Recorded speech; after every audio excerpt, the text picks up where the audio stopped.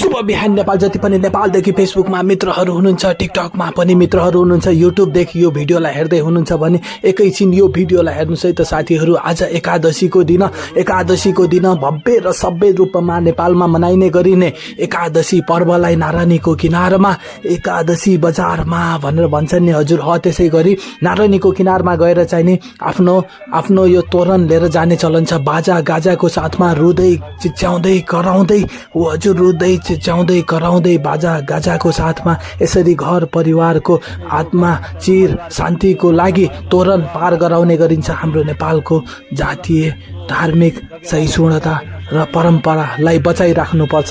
यसरी नै हामीले सम्मान गर्नुपर्छ। भिडियो हेरेर मन पर्यो भने शेयर गर्न नभुल्नुहोला साथीहरू। हाम्रो देशको भाषा धर्म संस्कृति यस्तै किसिमको रहेको छ। लाखौंको संख्यामा हजारौंको संख्यामा आज नदीको किनारमा यसरी जाने गर्छन्।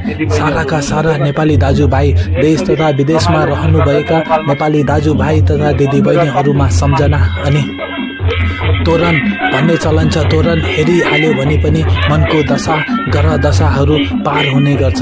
हजुर हो मनको ग्रह दशा पार गर्नको निमित्त हजुरहरूले यो भिडियोलाई हेरेर भिडियो मन परे शेयर गर्न नभुल्नुहोला।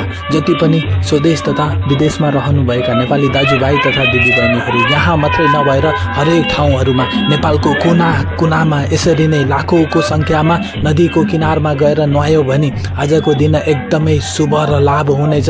भिडियो हेरेरै विदेशमा हुनुहुन्छ, विदेशमा कसरी के गर्ने भन्ने कुराको थाहा छैन भने भिडियोलाई अन्तिमसम्म हेर्नुहोस्। अन्तिमसम्म हेरेर हजुरले सोचेको कुनै पनि कुराको एउटा हजुरले चाहिँ मनमा राख्नु भएको छ ग्रह दशा चिर शान्तिको लागि। मैले पनि आफ्नो केही दान गरेर तोरणलाई ढोगे लगतै अबको समयमा म अपेक्षा राख्न सक्छु ममा भएको जति पनि दुःख पीडा कष्टहरू छन् नदीको पार गराए लगतै यसरी नै पार हुनेछ भन्ने आशामा हो हजुर, भन्ने आशामा यसरी नै धेरै नै भव्य र सभ्य रूपमा रमाइलो गर्ने गरिन्छ। लाखौंको संख्यामा मान्छेहरू खोलाको किनारमा जाने गर्छन्। म त यहीँ छु हजुर, आउनुहोस् है त। हो हजुर, 1-2 दिन लगातार लाग्ने मेला केवरनी